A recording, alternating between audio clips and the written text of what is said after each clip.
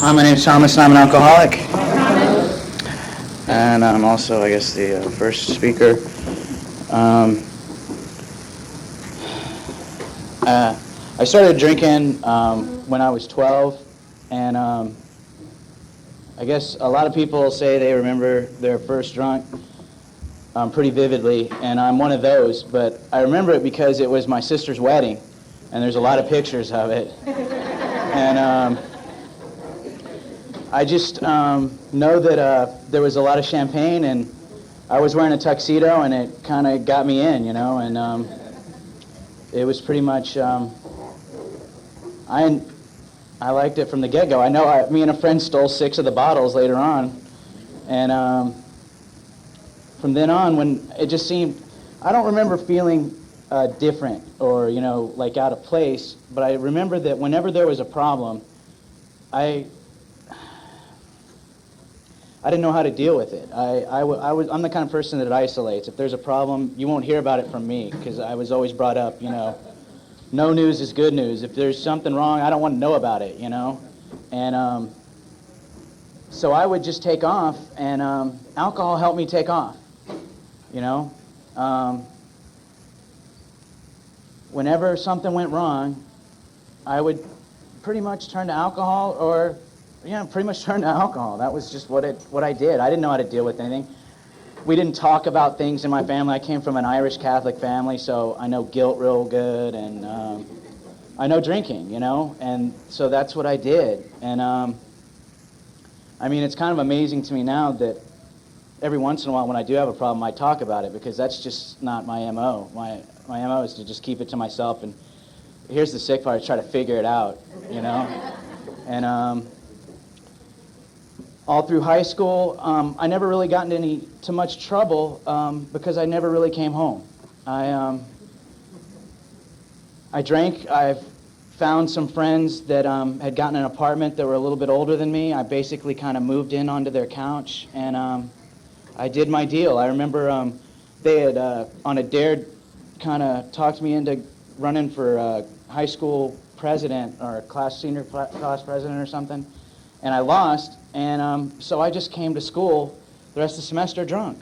And eventually, my counselor noticed something, and the solution for me was to graduate early and either get kicked out or use the credits I had and take one extra class at night, and that's what I did. And I got out and moved on my own to Texas, and found the first school that would accept me, and fortunately or unfortunately, it was a place called Southwest Texas State, which it's not known for its academics. And I fit in real good because the drinking age back then was still 18, and even though I was a year short, they weren't really strict on checking IDs or anything. And I just, I went back to doing what I do, and that's drinking and trying to just get away from whatever problem or obstacle that was in my way. And I found some people that were a lot like me, and I felt right at home. And I went to school for about 5.5 years and ended up with almost 2 years worth of credits. And to me, that was great. That's what I always wanted to be, was basically a full-time college student, because I didn't want to get a real job. And along the way, I had kind of accrued this reputation is kind of, I don't know, down around Austin, they call it a slacker or a backslider, and that's me, you know. If you needed something done, don't ask Tom, because it won't get done, you know. And that's just how it was, you know. You leave your house for a week and you have me house it, you know, your pets will die and the place will leave. Because I couldn't handle any responsibility, and I liked that. I mean, I really enjoyed the fact that nobody trusted me to do anything, because it kept a lot of people away, and it kept a lot of problems away. And I like that. I didn't want to get to know you that well, and I didn't even want to get to know me that well. I just wanted to kind of exist, drink, and think I was having a good time doing all these fun things, you know, like passing out on an inner tube going down the river and then waking up with like 3rd-degree burns, you know. And but that's what I did, and it worked for a long time. I mean, I was 25 years old and still in a college town as a waiter, and I thought I was making it because I had my own place, and a car that ran sometimes, and you know, to me that was living. And then something happened about the age of 24, 25, and I think, well, I smoked a lot with it as well, and then I got introduced to a couple other side effects or enhancers, and from then on I totally isolated. People stopped, I don't know, I just kind of withdrew, and I got into just drinking and using, and my family and friends had pretty much given up on trying to communicate with me or anything. I wouldn't get invited to Thanksgiving or anything like that. And I don't say that like for sympathy. It was just like, it was more pragmatic for them, because the last time I think my parents had me for Thanksgiving when I was drinking, I passed out at the Thanksgiving table with my girlfriend. And that's just the kind of stuff and now I can kind of look back and it's kind of funny, and thank God my mom can kind of laugh about it, because I just have to think, you know, this poor girl, first of all, she latches on to me, which is just like latching onto a stone, you know. There's no emotion. I don't know what she could have gotten out of the relationship, but then she shows up at my parents' house, and I pass out at the meal, and it's like, how embarrassing. But that's just where alcohol and those things took me. And there came a point a couple of years ago when my older sister, who lives out here,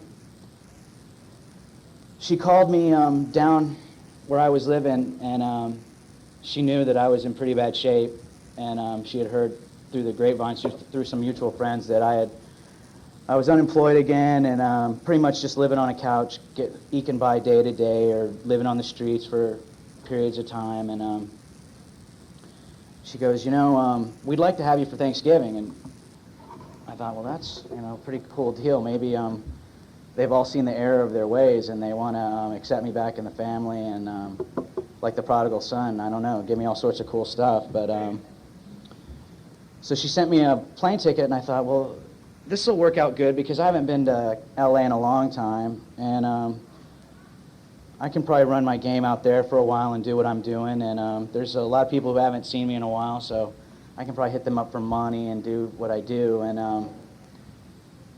of course, I get on the plane and promptly get off the plane with the help of two of the flight attendants, because I passed out on the plane. And I'm pretty sick. And my sister takes her family. They're in the car with me, and they kind of put me in one of the back seat of an Explorer, and they had one of those doggy cages, so I felt like I'd been like quarantined off from the rest of them or something. And she dropped everybody off, and then she started driving me down. I'm like, well, you know, where's Thanksgiving dinner? And she goes, well, you're not coming with us to Thanksgiving dinner because you're a mess. And to be honest with you, I love you, but I really don't like you. This is, you know, typical of you, and we're kind of tired of it. But I love you enough to where I'm going to try to help you out, because obviously you haven't been able to help yourself out. And which kind of shocked me, because I was always kind of the lovable fuck up, you know? And this was kind of the first time that anybody just outright said, you know, we don't really like you. You know, there's just nothing really redeemable about you. And so I kind of listened. I said, well, you know, I'll give it a try. What are we going to do? And she goes, well, I'm dropping you off here. And she took me down to the Norwalk Metropolitan State Hospital. And I didn't really know what it was, thank God, because now that I do, I wouldn't have gone. But she dropped me off there and said, you know, I'll see you in a couple of weeks, or we'll call you. And she took my bags and everything, and I had like $20, took everything away from me, and left me there. And I slept for a few days, and then I was up for a long period of time, trying to get over the physical detoxing I had. And it finally started to hit me that as I was taking a look back, that things weren't working out real good for me. I wasn't as cool as I thought I was, you know. I was 28 years old, wasn't able to hold down a job, I had a car that I had left at the airport and didn't really care. And I just saw all these things that, when I look back, it was just not the way I'd always thought I was going to live my life. And I don't know when it turned wrong. I can't say, well, at age 12, you know, I can see where I took a left turn, but it just ended up that way. I didn't like what I saw. And maybe some of the words that my sister said to me kind of stuck a little bit. So while I was there, I was really introduced to Alcoholics Anonymous. Before then, I had to go to like 5 meetings on a court card for the judge for a PI I had like when I was 23. And luckily I had a girlfriend who said, "You're not as bad as those people," so.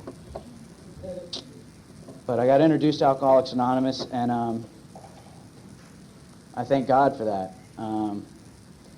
Because since then, my life has been tremendously different. It hasn't always been better, and I haven't always done what I'm supposed to do. But because of the program and the people in it, first of all, I have friends today. And actually some friends who admit they know me, and that's kind of cool.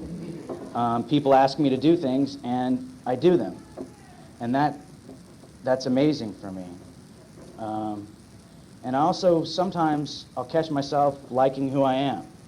And I think when I look back, that's the one thing that I just never did. I really just never liked me. I was always afraid to say it, but I just never really liked who I was. And today, there's times when I find myself doing things where I'm like, this is kind of the guy I always thought I was going to be, And I've met just an incredible group of people. And I got 18 months at that time, and then I ended up going back out. And this time around, I decided to do things the right way and get a sponsor and do what I'm told, and basically run everything I do by them. And that's kind of what I do. And it's worked out real good so far. Like I said, I've met a lot of really cool people. I've been introduced to some really good meetings. I'm coffee guy at this meeting, and I get little things like that, and it helps me out. I don't really talk to my family much, and that's, kind of understandable. My dad still refers to me as the boy, but I kind of have a different family today. I come to these rooms, and I feel more at home in these rooms than I ever did at my own home, And I don't know if that's right or wrong. That's just how it is for me. And I thank God for that, because there's things I've been able to tell my sponsor and people in this program that I'd never tell my parents, or I'd tell even my friends, and or people that I called my friends back then. And I just have a better life, and I'm slowly beginning to scratch the surface of who I am, and learning how to live life, and that's kind of cool. I like being able to go somewhere and leave it the way I found it, or a little bit better, instead of like going someplace and having somebody try to find me, to track me down, to repair the damage I've caused. And that's a big change for me. So thanks to Alcoholics Anonymous and the people in it, and God. God. I don't have to worry about causing so much damage anymore. So I appreciate Michael for letting me be the speaker, and I think what we'll do right now is read the 12 traditions and pass the 7th tradition basket around.